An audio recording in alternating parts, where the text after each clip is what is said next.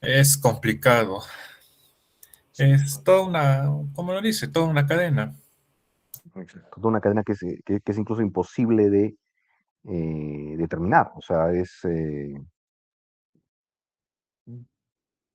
son tantas personas incluso en tantos momentos del tiempo, en tantos países distintos, que es imposible, es muy difícil, se puede, pero es muy difícil de ver toda la cadena. Eh, pero si se dan cuenta, todo materialmente se reduce a pocas cosas, ¿no? Eh, Probablemente sea petróleo, los plásticos que están allí, eh, es silicio, y muy poquito, arena, cobre, que se extrae de la tierra, de la minería, bueno, probablemente de acá de Perú, y poco más, o sea, un montón de los materiales. Va hacia el inicio, ¿no? O sea, minería, extracción, que eso después lo vamos a ver, pero es el sector extractivo de la economía. Ya,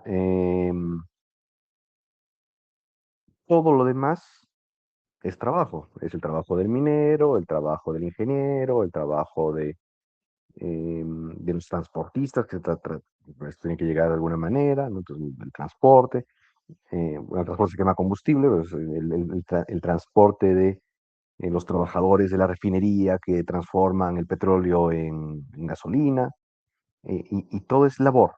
Y de ahí surge el término labor. Por eso van a ver que hay tantos partidos de todo el mundo anglosajón que se llaman laboristas, ¿no? Eh, Porque la teoría, esta teoría del valor trabajo, es que el valor de las cosas viene de la labor de las personas, del trabajo de las personas. Tiene lógica, pero vamos a ver que o sea, siembra la economía con un bichito que va a tener ciertas consecuencias complicadas más adelante. Eh, ¿Por qué lo ve así Adam Smith? ¿No? Porque para la época de Adam Smith, su libro, por si acaso, se llama, es un libro clásico, ¿no? El más conocido, que se llama La riqueza de las naciones. En ese libro él trata de entender por qué algunas naciones son más ricas que otras, ¿ya? Y desarrolla eso. Y cómo una nación se puede volver rica. Es un libro que tiene mucho impacto, sobre todo él es escocés, pero bueno, en Gran Bretaña, no es su reino del Reino Unido, ya, Inglaterra, etcétera.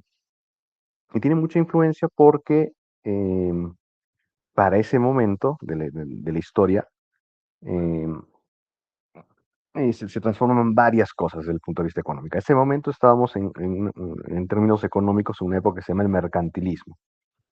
¿Qué era el mercantilismo? Las naciones eran ricas o pobres de acuerdo a la cantidad de eh, dinero, básicamente en plata y oro, que podían acumular. Y eso era la riqueza de las naciones, ¿no?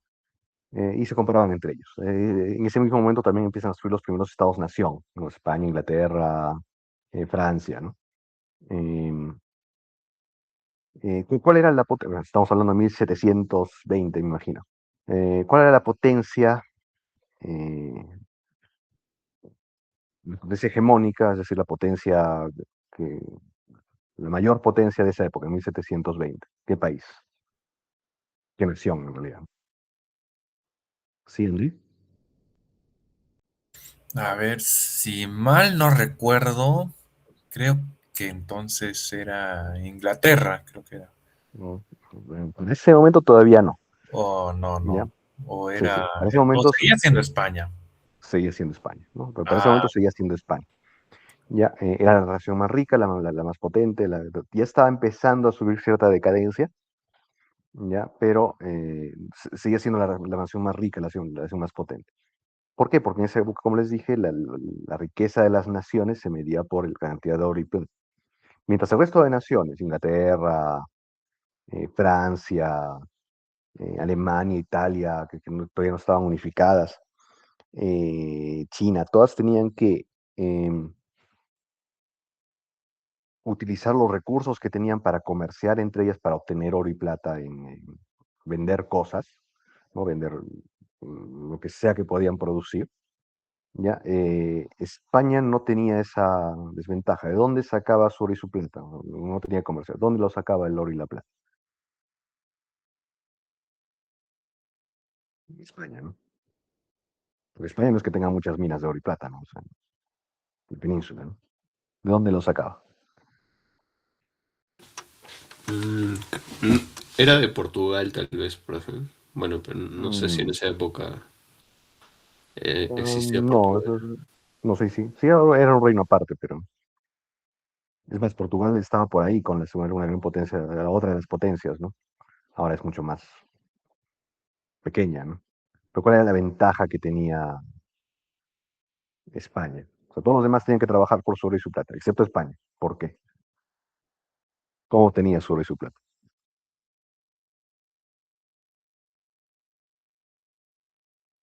Era sencilla, porque tenía México y Perú. No, sus colonias eran México y Perú, que era donde había oro y plata, sobre todo Perú, Las ¿no? colonias, ¿verdad? Las Los colonias. virreinatos. Exacto, sus colonias. No, entonces España era la potencia hegemónica de esa época y podía librar guerras con todo el mundo, etcétera, porque no tenía que producir nada, solo excavaba, ¿no? En sus colonias, ¿no? Entonces, y por eso era la potencia económica, hegemónica, ¿no? Entonces, todas las demás naciones buscaban colonias, etcétera, pero bueno, les cayó en suerte a España justo, agarró pues la colonia más rica, ¿no? El Perú. Eh, y por muchos siglos, durante todos los siglos del dominio español, del imperio español, esa fue la situación. Eh, las otras naciones procuraban revertir esa situación, ¿no? Es una pugna de poder natural. Eh, en ese momento aparece Adam Smith, etcétera, es parte de todo un debate, toda una discusión de justo la riqueza de las naciones y cómo hacernos ricos, ¿no? Si no tenemos colonias ricas en oro y plata, lo que les quedaba era el comercio, ciertas maneras que vamos a ser muy cuestionables de comercio entre ellos, pero lo que les quedaba era el comercio. ¿Ya? Y eso es lo que explica Adam Smith en su libro La riqueza de las naciones, que justo son estas cositas, ¿no? La división del trabajo, la ventaja comparativa, que si lo aplicas dentro de tu nación y a las relaciones y el comercio con los otros países, puedes hacer que tu nación sea rica. Entonces, empiezan con esas ideas, ¿no? Los economistas les van a decir que fueron esas ideas las que hicieron que Inglaterra se convirtiese en la nueva potencia hegemónica, como dicen en ese tiempo, o sea, inmediatamente después de España.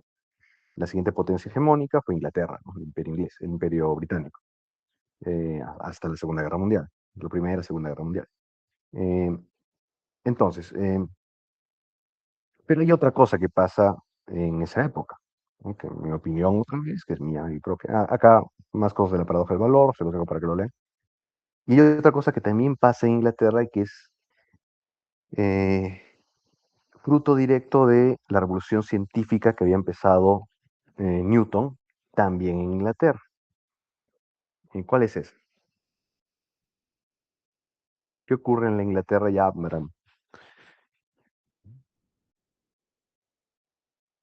Debe ser 1790, 1780, a finales del siglo XVIII, con este señor. ¿Qué inventa este señor? Está ahí la foto. ¿Qué creen que sea? El inicio de la revolución industrial. Puede ser la máquina de vapor. Sí, la máquina de vapor, ¿no? El inicio de la revolución industrial, de máquinas, ¿no? Eh, me estoy adelantando, pero hay tres revoluciones industriales. La primera fue la de la revolución mecánica. Por favor.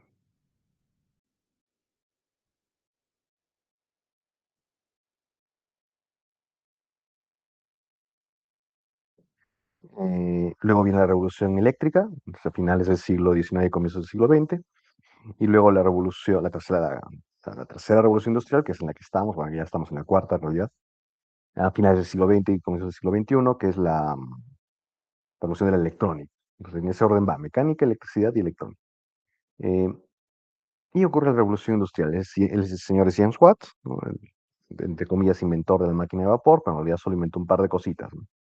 Que tienen que ver con el control eh, de esta máquina de vapor. Eh, y ocurre justo en ese momento. Las leyes La revolución científica dio origen a que, aparte de Newton, lo que con las leyes de la mecánica, que te permite em, describir cómo, científicamente te permite describir cómo se mueven los cuerpos.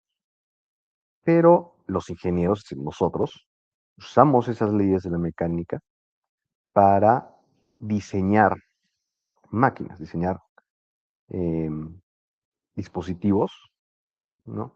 Que te permitan convertir energía en movimiento. Eso es una máquina. Conviertes energía, una máquina mecánica, se convertir energía, en este caso, es una máquina de vapor, energía química almacenada en carbón, convertirla en movimiento mecánico. Y ese movimiento mecánico aplicarlo a la industria, aplicarlo a la producción de bienes y servicios. Eh, Eso es lo que hacemos los ingenieros desde siempre. Los ingenieros mecánicos hacen esa transformación, los ingenieros eléctricos convierten energía eléctrica en trabajo, le agregamos los ingenieros electrónicos que lo que hacen es convertir esa energía eléctrica a su vez en comunicación, en señales para poder comunicarse y para poder eh, hacer que las máquinas ejecuten lógicas, ¿no? Que son las dos grandes ramas de la electrónica, ¿no? Las comunicaciones, las telecomunicaciones y el control, ¿ya? Y la automatización, ¿ya? Que eso viene después. Eh, pero esa aplicación de la ingeniería, aplicas la ciencia, la conviertes en ingeniería que te permite predecir y diseñar mecanismos, y esos mecanismos te permiten mejorar la producción industrial, o sea, la más eficiente y más efectiva, es decir, aumentar ese delta que les hablaba. Puedes producir más con menos, te vuelves más eficiente, ¿ya? Y requieres menos energía para producir la misma cantidad de bienes y servicios. Pero crea otra cosa, crea dos cosas gigantes la revolución industrial, que es lo que hace que sea un momento tan importante para la humanidad y tan valioso para la humanidad. Gracias a la ingeniería, esa es mi opinión. Eh, lo primero que hace es, antes de las máquinas como esta, ¿qué utilizaba el ser humano, digamos, los empresarios, etcétera? ¿Qué usaban para convertir energía química en energía mecánica, en movimiento? Antes de las máquinas, ¿qué usaban? Creo que era carbón. No, pues justo las máquinas usan carbón para... La máquina de vapor es la primera que usa carbón para crear energía mecánica, antes de la máquina de vapor. Entonces usaban o animales o la fuerza del humano. Correcto, muy bien. Animales o la fuerza del humano. No, no crecimos, lo que les explicaba. Esclavizábamos a los humanos, ¿ya? O utilizábamos animales. ¿No se han visto a visitarlos por el molino de Sabandía? ¿Ya? En general, usamos a veces agua, viento, pero eso, como ahora, son recursos que no siempre estaban disponibles. Entonces, no sé si han visto, el molino de Sabandía tiene la opción de usar el agua del torrente para mover el molino, pero debajo del área del molino, donde hacen la molienda de la harina, hay ruedas, ¿ya? Donde si no tenías energía del agua, atabas animales, puntas de bueyes o burros o caballos, ¿ya? Y los hacías girar, hacías que ellos hagan la molienda, ¿no? Y como igual teníamos que producir y resolver el problema económico, entonces, a lo que nos dedicábamos los seres humanos era eh, agarrar burritos o caballos muy jóvenes, en potrillos de guaguitos, los metíamos en estos molinos, los atábamos a esas ruedas y los hicimos trabajar hasta que, bueno, por el tiempo necesario hasta que murieron. Nunca salían. Una vez que los metías, nunca salían de ese sitio. Ya se salían ya cuando morían, los sacabas y metías otros burritos. Ya nos dedicamos a eso. Si ya es triste con animales, es peor eh, con los seres humanos, ¿no? Dedicándonos a, en guerras, esclavizar personas, atraparlos a la fuerza, arrancarlos de donde sea que estén, llevarlos a otro sitio para que trabajen para otras personas y venderlos como mercancía, ¿no? Eso era lo que hacíamos los seres humanos, ¿no? Y hasta era visto como algo, no creo que nunca haya sido visto como algo bueno, pero como algo ni deseable, pero como algo normal y hasta cierto punto necesario. Vivíamos en esa situación. Hasta que encontramos una manera distinta de convertir energía química en energía mecánica. De los seres humanos y los animales hacemos eso, o sea, cuando comemos es energía química que convertimos en... y la otra ventaja, que es la más importante, es que era más económica. O sea, una máquina de vapor es más económica que estar utilizando esclavos o estar utilizando animales para hacer esa conversión y esa actividad económica. Entonces, no es coincidencia que justo en esa época ocurriese esto, ¿no? O sea, es 1820 más o menos, cuando ya empieza a generalizarse el uso de máquinas en Occidente, ¿no? En Occidente. Ya, y fíjense cómo cae, ahí están los gráficos de la pobreza extrema. ¿Ya? Entonces, durante todo el resto de la humanidad, o sea, de 1820 más o menos para atrás, por miles y miles y miles y miles, miles de años, casi la totalidad de la humanidad, 90 y tantos %, vivía en pobreza extrema, ¿no? En el estado máximo de escasez, eh, con el, con el excedente mínimo para sobrevivir, ¿no? Y a partir de ese momento, y a lo largo de 3 revoluciones industriales durante los últimos 200 años, ya 300 un poco más, ¿no? Pero no, 200, 300 años, hemos estado sacando a la humanidad de la extrema pobreza. Y lo hemos hecho con mucho éxito. Y es a partir de ese momento. Otra cosa que cae a partir de ese momento es también la esclavitud, ¿no? O sea, recuerden, es el mismo momento en que 1820, 1821 acá en Perú, llega San Martín, es la primera liberación de los esclavos acá en Perú. No dura mucho porque para la actividad económica en ese momento, que Perú, como casi todo el imperio español, no estaba industrializado, porque no lo necesitábamos. Como podíamos extraer oro y plata, eh, mm, no se desarrolló una industria de este tipo, ¿no? Se desarrollaron los años. Eh, y no es coincidencia que ese momento se use para liberar a los esclavos, ¿no?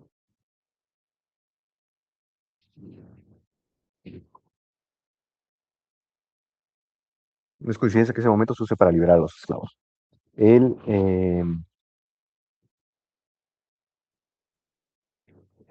bueno, como les comentaba, en Perú ocurre una primera vez, con San Martín no se logra, y recién después ya con Castilla ya pega la liberación de los esclavos porque para ese momento ya empezaba a llegar la industria acá, ¿no? Después de cierto periodo de independencia. Eh, y esas son las dos grandes ventajas de la revolución industrial, ¿no?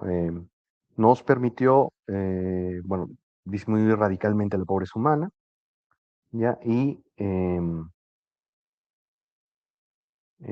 liberarnos de la esclavitud. Es la segunda época de la esclavitud que termina en esa época. ¿Por qué? Porque ya no necesitó, ya no había una necesidad económica de hacerlo. ¿Ya? Luego, ¿qué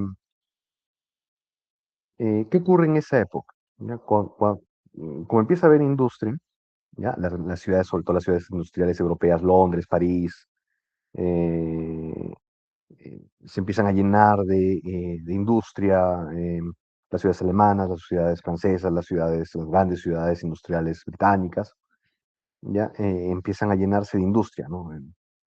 Y surge un nuevo tipo de clase, ¿no? Que es la clase obrera, ¿no? De aquellos que trabajan en la industria, migran de el campo y bien llegan a las ciudades para trabajar en, en la ciudad, ¿ya?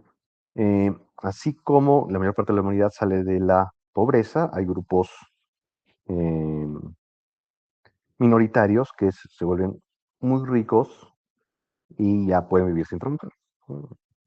Y esos grupos muy ricos que pueden vivir sin trabajar, cuando no tienes que trabajar, te dedicas a pensar, básicamente, ¿no?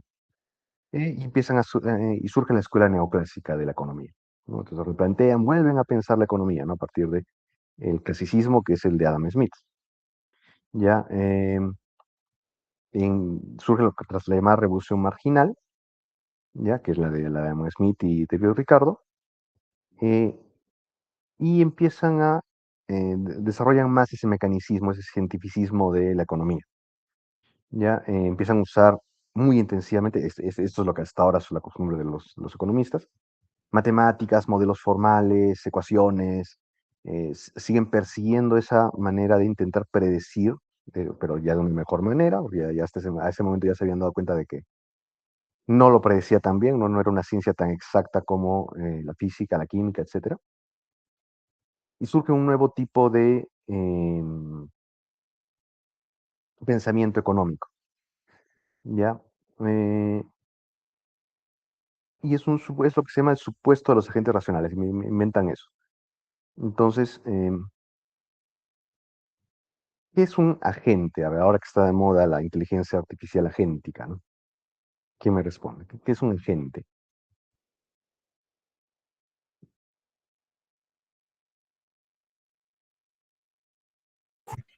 Puede ser un ente que está encargado de realizar cierto procedimiento. Sí, o sea, sí, está bien. Así como la nueva lente, no sé si ya se han usado el Cloudbot, un ratito. Mm, em,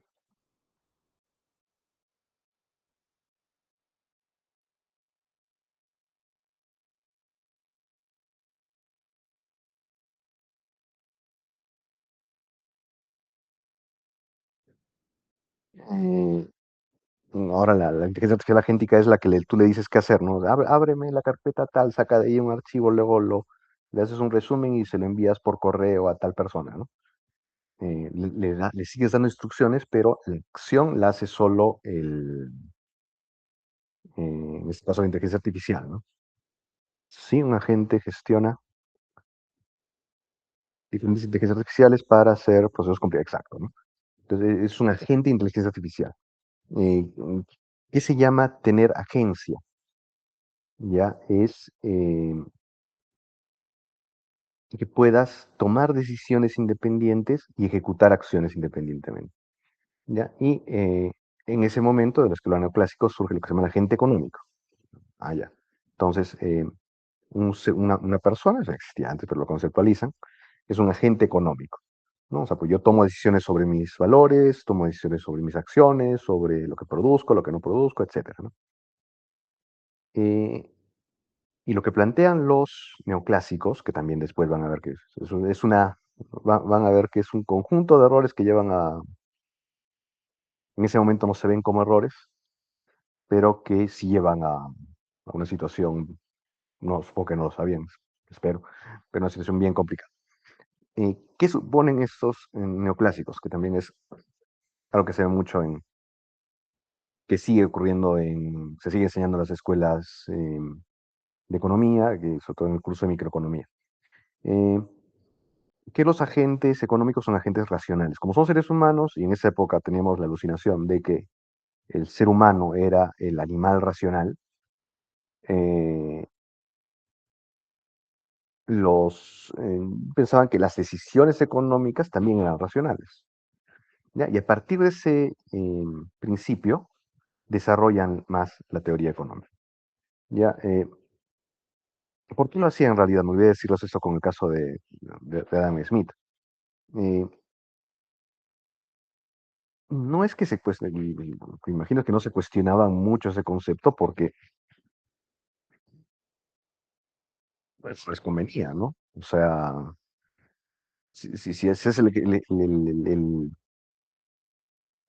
quieres el concepto de agente racional o el concepto del valor trabajo, es porque puedes calcularlo. Cualquier otro concepto, sobre todo conceptos em, que son muy personales o emocionales, por ejemplo, o sea, si asumes que el ser humano no es perfectamente racional, sino que más bien es emocional, ¿cómo calculo las emociones de las personas? Como no puedo calcular lo que yo quiero, como soy un científico, quiero calcularlo, entonces mejor me imagino que la teoría, asumo que es un agente racional. Porque la realidad es que no es así, ¿no? Eso ya lo vimos mucho tiempo después, ¿no? Los economistas actuales ya no ven eso. Entonces, en ese momento estuve en la Escuela Nacional, o sea, la idea del agente racional económico y la idea de la microeconomía, bueno, perdón, la disciplina de la microeconomía, que es la primera que se enseña a sus compañeros de administración, de economía, ¿no? Y ahí viene el gran error. Ya, a partir de lo que pensaban, pues esto lo vamos a explicar más en detalle en la siguiente clase. A partir de lo que pensaban Adam Smith, teoría del valor trabajo, y a partir de el principio de los agentes racionales, ya, y a partir de lo que les había comentado, de que surge la clase obrera en el momento inmediatamente después a la, a la revolución industrial, y de que un pequeño grupo de personas se hacen extremadamente ricas y pueden vivir de pensar, ¿ya? Incluido Marx. eh, eh, la economía salta al campo político, al campo de la lucha política, ¿ya? Que es lo que ocurre en ese momento, ¿no? Pues, a comienzos a finales del siglo XIX, bueno, a mediados del siglo XIX. ¿Ya? Que eso ya vamos a ver ese proceso más adelante y que es el que define lo que viene posteriormente. O sea, desde finales del siglo XIX desde mediados del siglo XIX hasta mediados del siglo XX, eh, se da un doble proceso en el tema económico. Ya pues, es algo así como se divide en facciones, ¿ya? Y avanza junto con el tema político. Se vuelven eh, inseparables ambas disciplinas hasta ahora. Es lo que por eso es que, bueno, a ustedes no les enseñaban, creo eso, no estoy seguro que les enseñan en secundaria, pero en mi época había un curso en los últimos años de secundaria que se llama economía política, ¿no? Surge el concepto de, como ciencia de la economía política, ¿ya? Y es donde estamos hasta ahora, ¿no? Entonces, pero eso lo vamos a ver ya en la última clase, el día, bueno, una clase de recuperación, entonces en esa clase. Em, ¿Consultas, preguntas hasta aquí? Nos va a faltar una clase más, ahorita definimos cuál es la clase y después viene un control, ¿no?